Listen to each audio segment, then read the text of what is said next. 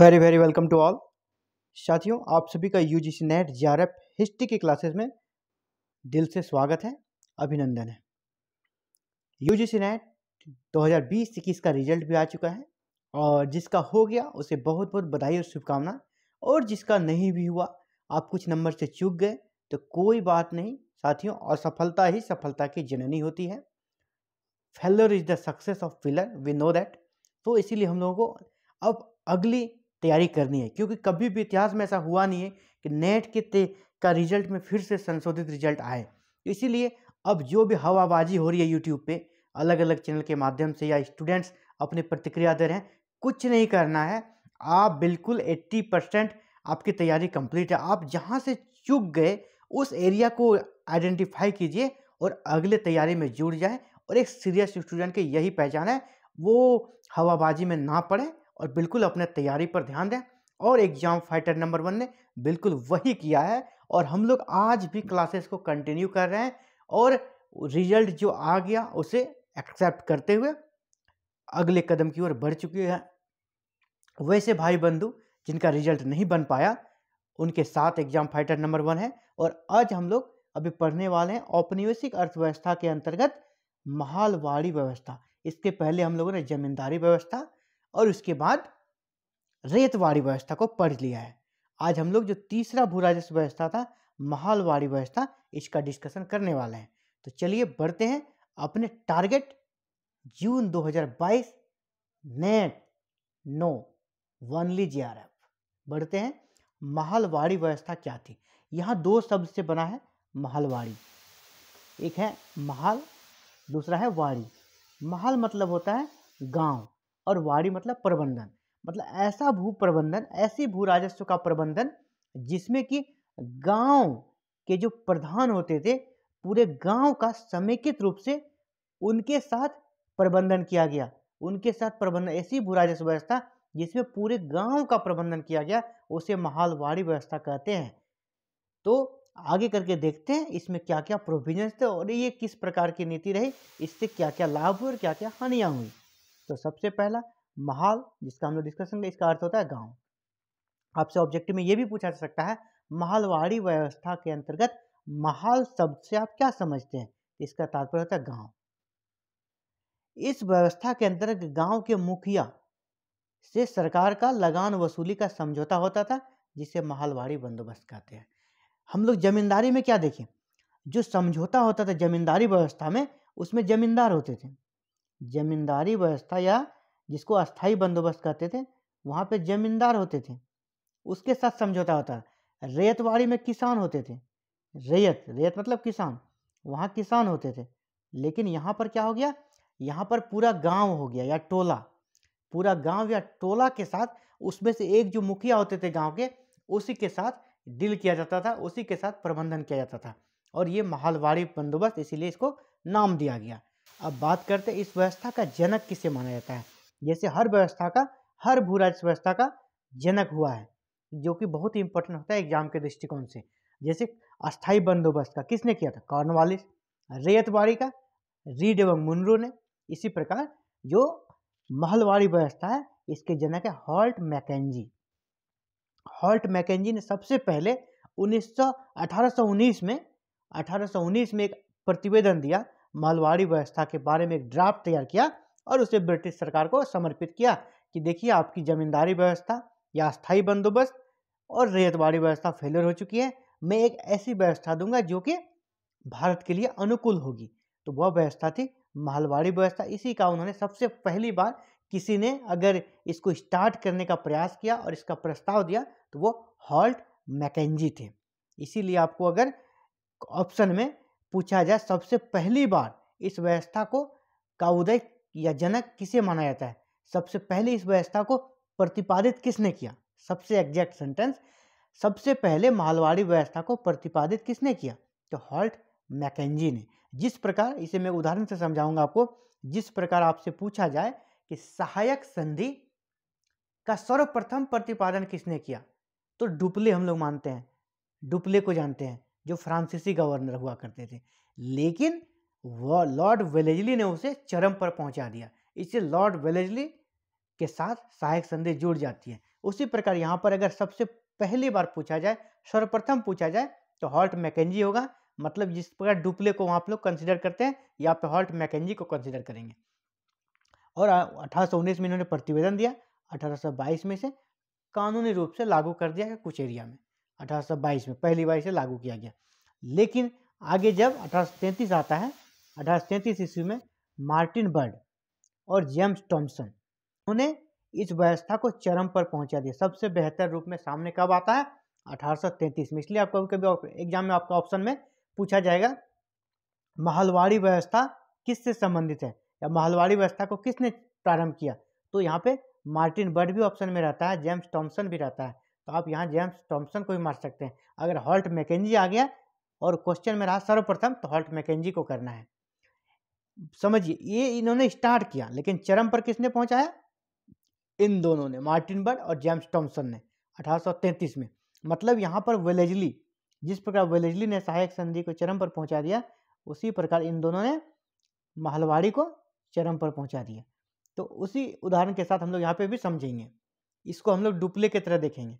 Halt Mackenzie means Dupleix, like to Dupleix. जिस प्रकार Dupleix का योगदान है सहायक संधि में, उसी प्रकार यहाँ पे मार्टिन बर्ड और जेम्स टॉमसन जो है वेलेजली के तुलना में हम लोग इसको देखेंगे। आगे बढ़ते हैं। यह व्यवस्था किन किन क्षेत्रों में लागू की गई? यह व्यवस्था मध्य प्रांत, उत्तर प्रदेश और पंजाब में मुख्य रूप से लागू की गई। तो आपसे मैं पूछूंगा कि अस्थाई बंदोबस्त किन क्षेत्रों में लागू की गई थी? अस्थाई बंदोबस्त बंगाल, बिहार, उड़ीसा, बनारस और कर्नाटक का उत्तरी क्षेत्र। उसी प्रकार आपको ये भी याद रखना है, रेतवाड़ी कहाँ थी? मद्रास और मुंबई में, मद्रास और मुंबई में।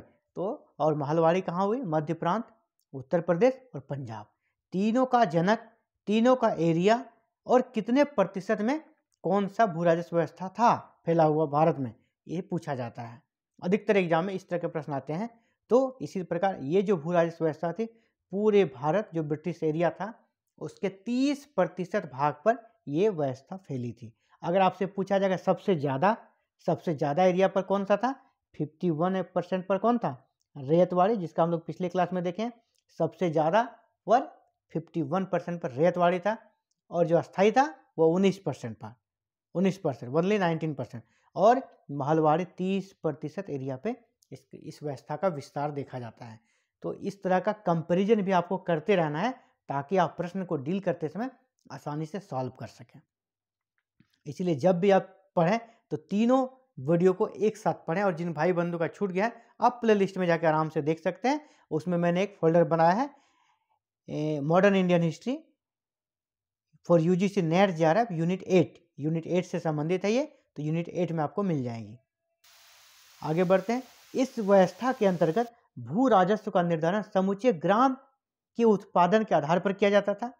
इसमें जो भू राजस्व का निर्धारण किया जाता था, किस प्रकार किया जाता था? समुचे ग्राम, पूरे गांव का कितना उत्पादन है, किसी एक पर्टिकुलर किसान पे नहीं, पूरे गांव का।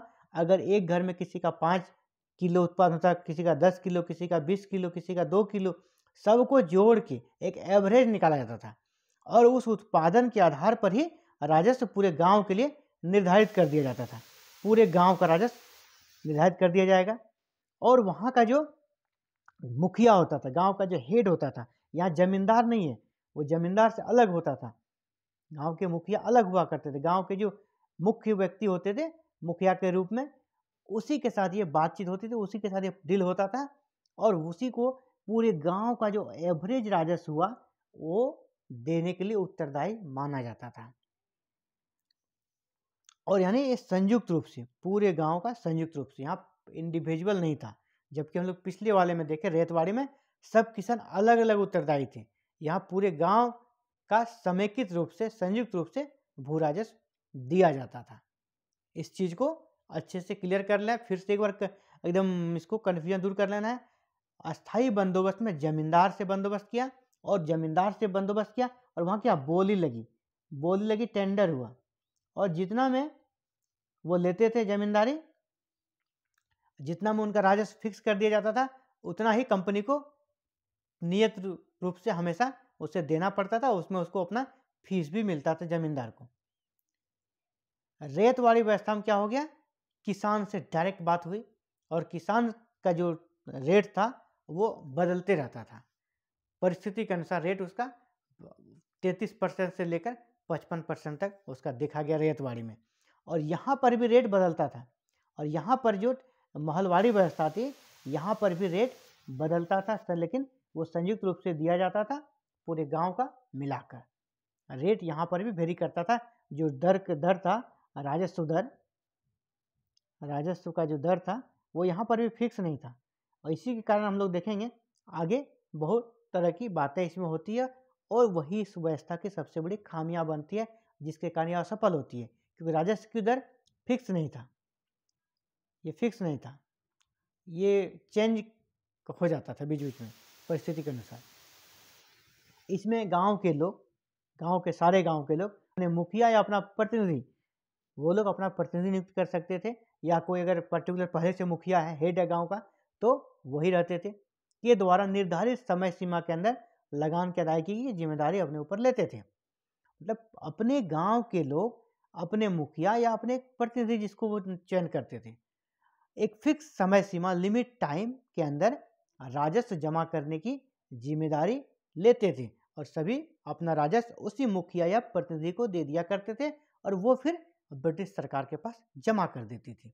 अब देखते हैं इस व्यवस्था की सारी बातें हम लोग जानने के बाद आखिर इस व्यवस्था का क्या प्रभाव पड़ा और क्या इसका अच्छा परिणाम रहा, क्या दुष्परिणाम रहा।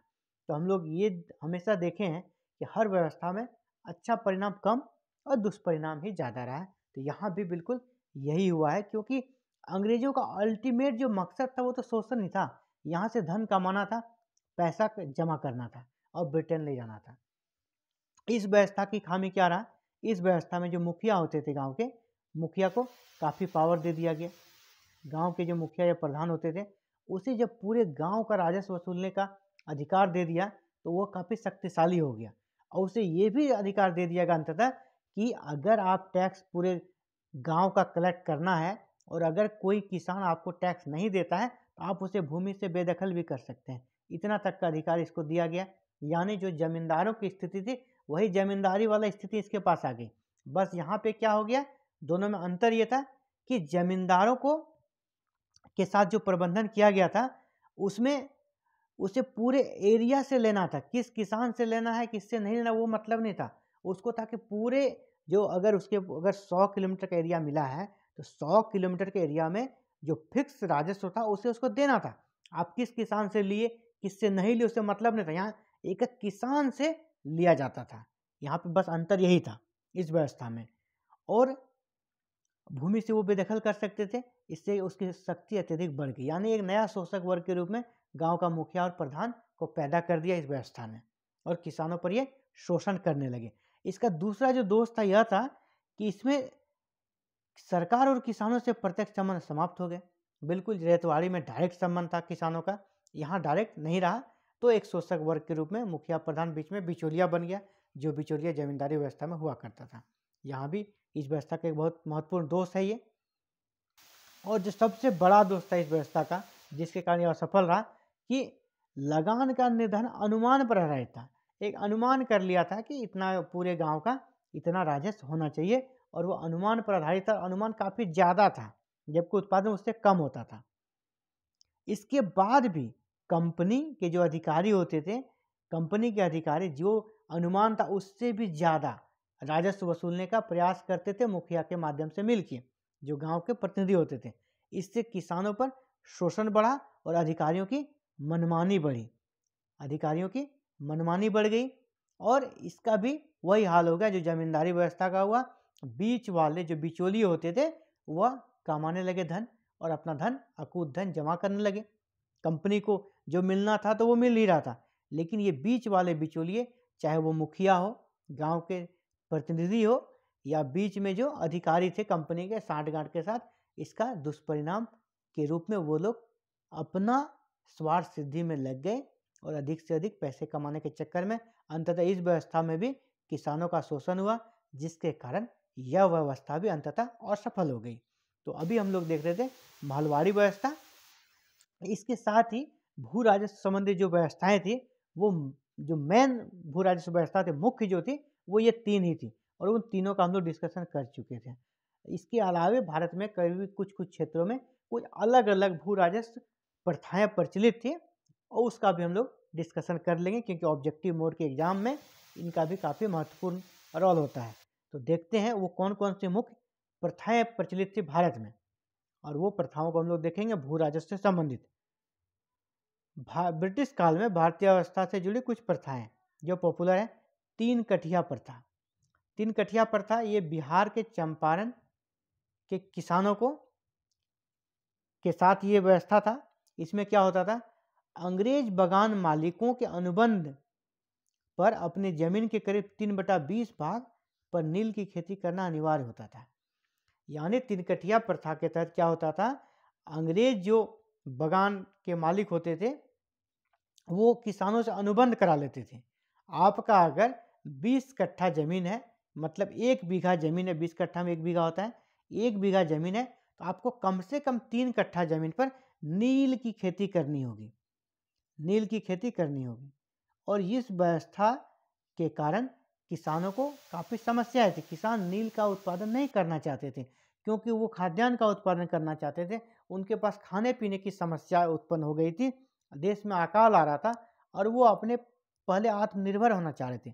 लेकिन क्या कहते हैं, औद्योगिक बाजार के डिमांड, इंटरनेशनल मार्केट के डिमांड के अनुसार अंग्रेज जो होते थे वो अपने सुविधानुसार फसलों को उगाने के लिए बाध्य करते थे।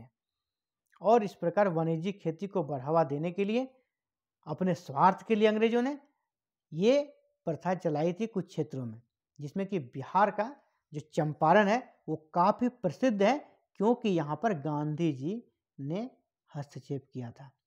गांधी जी ने यहाँ पे हस्तक्षेप किया था कब, आगे हम लोग पढ़ेंगे, 1917 में, और चंपारण सत्याग्रह किया था और इस व्यवस्था से किसानों को मुक्ति दिलाई थी गांधी जी ने। इसलिए 3 कठिया प्रथा काफ़ी फेमस है। समझ गए। 20 कट्ठा की जमीन यानी 1 बीघा में 3 कट्ठा पर आपको नील की खेती करनी है। 3 कठिया प्रथा का यही मेन सिद्धांत था। अब है ददनी प्रथा। ददनी प्रथा भी प्रचलित थी। ददनी प्रथा के तहत क्या होता था, वही अपने ब्रिटेन की जरूरतों के अनुसार अंग्रेज वहाँ के उद्योग के जरूरतों के अनुसार ददनी प्रथा को लाए थे, जिसके तहत वो क्या करते थे, किसानों को या भारतीय जो उत्पादक होते थे, कारीगर होते थे और शिल्पी, किस उत्पादक मीन्स किसान, कारीगर जो कुछ बनाते थे, बुनकर वगैरह, शिल्पी वो भी कुछ आर्ट में काम करते थे, बनाते थे हस्तकला के क्षेत्र में, उनसे बने अगर चीज़ों की विदेशों में मांग थी, इंग्लैंड में मांग थी या यूरोपीय अन्य देशों में डिमांड होती थी, चाहे वो भारतीय किसी खास फसल की हो या भारतीय किसी वाणिज्यिक फसल की हो या किसी कारीगर से बने सामग्री की हो, क्यों ना बुनकर के हाथ से बने सूती वस्त्र की हो, इन सब को टारगेट करके अंग्रेज क्या करते थे, उन्हें कुछ एडवांस दे देते थे। पैसे की कमी तो भारतीयों के पास हमेशा से रहती थी, ये गरीब थे किसान भाई, तो उन्हें कुछ एडवांस दिया जाता, अग्रिम या पेशगी जिसको कहते थे, अग्रिम या पेशगी दे दिया, एडवांस दे दिया, और वो एडवांस ले भी लेते थे अपने अभाव में, और उसी समय एक उससे करारनामा करा लिया जाता, लिखित रूप से करारनामा करा लिया जाता था कि आप इसको अगर तैयार करते हैं तो हम आपको इस रेट में खरीदेंगे, और जो रेट होता था ना काफ़ी कम होता था, बाजार मूल्य से काफ़ी कम रेट पर वो एडवांस देकर उससे काम करा लिया जाता था। इसी प्रथा को ददनी प्रथा कहा जाता था। और जब कोई किसान या कारीगर या शिल्पी इसको करारनामा करने से इनकार करता था तो उनको बहुत तरह से टॉर्चर किया जाता था, एक तरह से यह मजबूर किया जाता था कि हम आपको पैसा दिए, आपको यही चीज़ अपने खेतों में रोपना है और यही फसल आपको उगाना है, या तो आप अगर कारीगर है तो आपको ये चीज़ बनाना ही बनाना है और आपको एडवांस लीजिए, और वो भी मनचाहे रेट पर। अंग्रेज अपने रेट भी तय करते थे, इसी रेट में आपको देना है और मैं पैसा दे रहा हूँ, आपको यही चीज़ बनाना है, दूसरा चीज़ नहीं बनाना है। तो ददनी प्रथा यह भी एक तरह से जोर जबरदस्ती से लागू करने का प्रयास किया जाता था, ददनी प्रथा। इसी प्रकार एक प्रथा थी दुबली हाली। यह प्रथा भी मुख्य रूप से सूरत में थी, गुजरात के सूरत में। पश्चिमी भारत के क्षेत्रों में और भी जगह में था, लेकिन मुख्य रूप से ये गुजरात में काफ़ी ज़्यादा प्रचलित हुआ करता था। तो इस व्यवस्था के अंतर्गत क्या होता था, जो भूदास होते थे, भूमि पर काम करने वाले भूदास, जो जिनका क्या अपना भूमि नहीं था, तो वो दूसरे की भूमि पर कार्य करते थे, इसलिए इसको भूदास बोलते थे। अपने मालिकों को ही अपनी संपत्ति और स्वयं का संरक्षक मानते थे। दुबली हाली प्रथा में क्या होता था कि जो भूमिहीन वर्ग के लोग थे, वो जिस जमीन पर कार्य करते थे, उनका जो मालिक हुआ करता था उस जमीन का, उससे ही उनके पास जितनी संपत्ति थी और जो भी उनके पास था या अपना खुद का संरक्षक, उसी मालिक को मानते थे, अपने स्वामी को मानते थे। तो ये दुबली हाली प्रथा काफ़ी ज़्यादा प्रचलित है सूरत में। और ये लोग परंपरा क्या बोलते हैं, वंशानुगत तरीके से, अगर कोई दास किसी बड़े जमींदार के यहाँ कार्य कर रहा है तो उसका बेटा भी कार्य करेगा, उसका बेटा का बेटा भी कार्य करेगा। एक तरह से ये वंशानुगत चलता था और अपने जीवन को इन्होंने उसी जमींदार, उसी भूस्वामी के ऊपर छोड़ दिया था जिसके अंतर्गत वो काम करते थे। इसी प्रथा को दुबली हाली प्रथा कहा जाता था, जो कि मुख्य रूप से पश्चिमी भारत और विशेषकर सूरत में देखी जाती थी। तो अभी हम लोगों ने देख लिया है ब्रिटिश कालीन भू राजस्व व्यवस्था, और उसमें से भी जो उनके कुछ अन्य छोटी मोटी प्रथाएं थी उनका भी हम लोगों ने देख लिया। अब एक बार देखते हैं कि ऑब्जेक्टिव क्वेश्चन इससे क्या क्या बन सकते हैं। तो 5 मिनट अब ऑब्जेक्टिव प्रश्न के लिए। महलवाड़ी व्यवस्था के अंतर्गत महल का क्या होता है, तो गांव। दूसरा जो प्रश्न बनेगा, महलवाड़ी व्यवस्था को सर्वप्रथम किसने प्रतिपादित किया, तो हॉल्ट मैकेंजी। महलवाड़ी व्यवस्था को सबसे चरम रूप पर कौन लेकर गए, मार्टिन जेम्स टॉमसन। महलवाड़ी व्यवस्था को पहली बार कानूनी रूप कब मिला, 1822 में। महलवाड़ी व्यवस्था को कब एक विस्तृत क्षेत्रों में लागू कर दिया गया, 1833 में। महलवाड़ी व्यवस्था का विस्तार किन क्षेत्रों में था, मध्य प्रांत, उत्तर प्रदेश एवं पंजाब। महलवाड़ी व्यवस्था ब्रिटिश प्रांत के कुल कितने क्षेत्रों में फैला था, तो 30%। महलवाड़ी व्यवस्था में भू राजस्व का निर्धारण ब्रिटिश किसके साथ करती थी, तो गांव के मुखिया के साथ या गांव के प्रतिनिधि के साथ, मुखिया या प्रतिनिधि के साथ।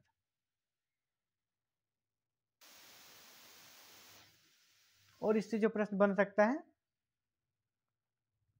वो है कि आपसे ये पूछा जाएगा, किस व्यवस्था के अंतर्गत सरकार और किसानों के बीच प्रत्यक्ष संबंध समाप्त हो गए। अगर महलवाड़ी रहे तो महलवाड़ी आपको यहाँ पे टिक लग कर देना है, महलवाड़ी बिल्कुल सही आंसर होगा आपका। इसी प्रकार तिनकटिया प्रथा, ददनी प्रथा और दुबली हाली प्रथा से भी प्रश्न आते हैं। तिनकटिया प्रथा भारत के किस क्षेत्र में सबसे ज़्यादा प्रचलित थी, तो बिहार के चंपारण में। तिनकटिया प्रथा में किसने कितने भाग पर नील की खेती करनी अनिवार्य थी, तो 3/20 भाग पर। तिनकटिया प्रथा में किस वाणिज्यिक फसल की खेती करनी अनिवार्य होती थी, तो नील की खेती। आगे जब पढ़ेंगे इसको तो आपसे यहाँ ये भी कुछ क्वेश्चन पूछा जाएगा, चंपारण बिहार से तिनकटिया प्रथा को हटाने में किस राजनेता का योगदान रहा है, तो गांधी जी। ददनी प्रथा क्या होती थी, या तो आपसे पूछा जाएगा किस व्यवस्था के अंतर्गत किसानों से अग्रिम या किसानों को अग्रिम या पेशगी देकर मनचाहा चीजों का उत्पादन करने के लिए बाध्य किया जाता था, तो ददनी प्रथा। इसी प्रकार दुबली हाली प्रथा कहाँ पड़ती थी, तो पश्चिमी भारत के सूरत में। आपसे इस तरह के प्रश्न आ सकते हैं ऑब्जेक्टिव में। तो उम्मीद करता हूँ आज का वीडियो आपके लिए काफ़ी फायदेमंद रहा होगा। और इसी प्रकार हम लोग कल फिर मिलेंगे मॉर्निंग में नए हिस्ट्री की क्लासेस के साथ। और बिल्कुल कहना चाहूँगा, रिजल्ट आ चुका भाइयों, यूजी नेट का जो रिजल्ट आना था आ चुका है। जिन भाई बंधु का कुछ नंबर से छूट गया उनके साथ सहानुभूति है, साथ ही एक बुलंद हौसला भी है कि हम लोग जून 2022 में यूजीसी नेट जेआरएफ फतह करेंगे। और बिल्कुल आप अपने तैयारी में लग जाएं और प्रत्येक दिन मॉर्निंग में आपको यूजीसी नेट जेआरएफ की classes exam fighter number 1 provide कराते रहेगी बिल्कुल मुफ्त में। तो साथियों आपसे रिक्वेस्ट है कि आपके लिए मेहनत किया जाता है, आपके लिए नोट्स तैयार किए जाते हैं। तो आप बिल्कुल हमारे चैनल को बेहिचक सब्सक्राइब करें और बेल आइकन को प्रेस करें, अधिक से अधिक लाइक और इसको शेयर करें, ताकि हमारा भी मनोबल दिन प्रतिदिन बढ़ता रहे और आपके लिए और अच्छे से अच्छे कंटेंट लेकर आएँ और आपकी तैयारी में 4 चांद लगा सकें। Thank you for watching this video and connecting with exam fighter number 1।